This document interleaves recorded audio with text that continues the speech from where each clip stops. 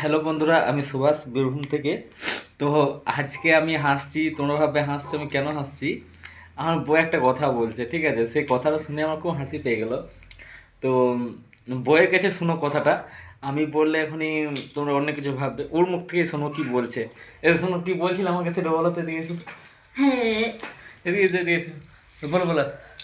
আমি যে কথাটা বলছি সেটা খুব একটা বাস্তব কথা।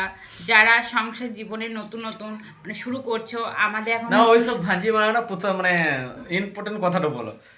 করুন যা। হ্যালো, বল বল বল বল বল বল কথাটা বল। আমি বিয়ের পর প্রথম প্রথম ওকে বলতাম যে একটা শাড়ি দে, একটা চুড়িদার দে, দাও করে বলতাম, এটা কথাটা আমি বলছি যে তখন বলতাম একটা চুড়িদার দে, একটা শাড়ি দে, একটা গয়না দে, একটা কসমেটিক দে, একটা এই দে, ঠিক আছে? কিন্তু এখন নতুন সংসার করার পর এখন কি বলছি, এখন যে চাল দে, ডাল দে, নুন দে, তেল দে, ঘটি দে, বাটি দে, বালতি দে, কলসি দে। আমি তো মাথা খারাপ খুঁজে পেয়েছি না যে আমার কি। আমি ওদের ভাবছি নতুন তো বিয়ের পর যে যেরকম করতাম যে ওইসব নেওয়ার কথা, ওইটা হয়তো আমার পার্সোনাল। ঘটি দে, বাটি দে, কলসি দে, বালতি দে, এগুলো কি আমার নিজস্ব? এগুলো দুজনের চুপ সংসার। করে একটা কথা বলি। দেখো, ঘটি বালতি যাই হোক, যেটাই ও বলছে সেটা আমি ইউজ করব না আমি ইউজ করি না, আমি কোনো রকম করে ম্যানেজ করে দিচ্ছি, ঠিক আছে? কিন্তু ও অসুবিধাটা বুঝছে না, অসুবিধা হচ্ছে আমার। কিন্তু এটা দুজনেরই তো জিনিস, দুজনকে দেখা দরকার। না, দুজনকে অনেক ভাবা বলেছ, দরকার। ঠিক আছে? তোমার আমার গতি। মাথা খারাপ, আমি ভাবছি যে কি হয়েছে। তো বন্ধুরা, তোমরা যারা ভাবছো বিয়ে করব, তো ভেবে চিন্তে করো, ঠিক আছে? আমি বারণও করব না যে করো না। এটা হলো দিল্লিকার লাড্ডু, খেলেও ফস্তাবে, না খেলেও ফস্তাবে। তো যাই হোক, সব ভেবে চিন্তে বিয়েটা করো, সব সাত পাঁচ ভেবে হট করে বিয়েটা করে নিও না। কেন বিয়ে করা কি জ্বালা, সে একমাত্র আমি বুঝছি, সেটা হাড়ে হাড়ে বুঝছি। মানে কি আমার বুঝবে, সংসারের জিনিসপত্র কিনতে হবে না? সংসারের জিনিসপত্র মেয়েদেরকে তো ব্যবহার করে, মেয়েরা বুঝে কোনটা ওইটা তো অসুবিধা ওইটা কোনটা তো না। আলাদা ব্যাপার, যে সংসারের জিনিসপত্র কিনতে হবে। কিন্তু আমার থেকে বিয়ে করার মর্ম কেউ বুঝতে পারছে না। জিনিসপত্র ঘরে না থাকলে একটা চুপ জিনিস করো, খুঁজতে আর একটা জিনিস চুপ করো। খোঁজা হয়। আমার এই হাড়গুলো দেখছো তো, হাড়ে তলে তলে, শিরার তলে তলে আমি বিয়ে করার মর্ম বুঝে গেছি।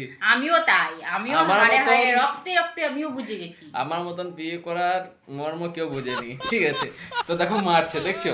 ভালো কথা বলছি তো এই মারছে। ছেলেরা যেমন করে না, মেয়েরা অনেক কষ্ট করে অনেক সংসার তো করে। বন্ধুরা, তোমরাই একটা বলো, মানে তোমরাই বিচার করো যে সংসারে অ্যাকচুয়ালি কষ্ট কাদের, মেয়েদের না ছেলেদের? ছেলেরা এই, বাইরে ইনকাম করে কষ্ট, চুপ মেয়েরা করো, ঘরে কাজ করে সেটাও কষ্ট, চুপ বুঝলে? করো। এটা কিন্তু মানে 100% মানে তোমরা ইয়ে করে জবাব দিও যে মেয়েদের মানে সব থেকে সংসারে কাদের কষ্ট বিয়ে করার পর, ছেলেদের সব থেকে বেশি কষ্ট মেয়েদেরও কষ্ট, না মেয়েদের কষ্ট? মেয়েদেরও এটা কষ্ট। কিন্তু অবশ্যই তোমরা কমেন্টে জানিও, ঠিক আছে?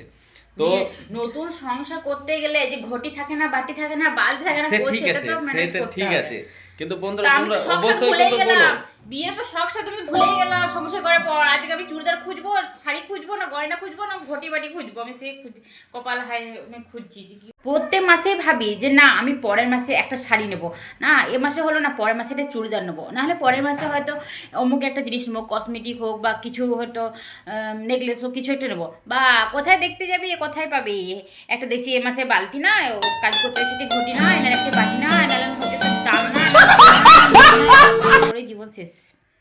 আর লেওয়া হলো না আমার কিছু।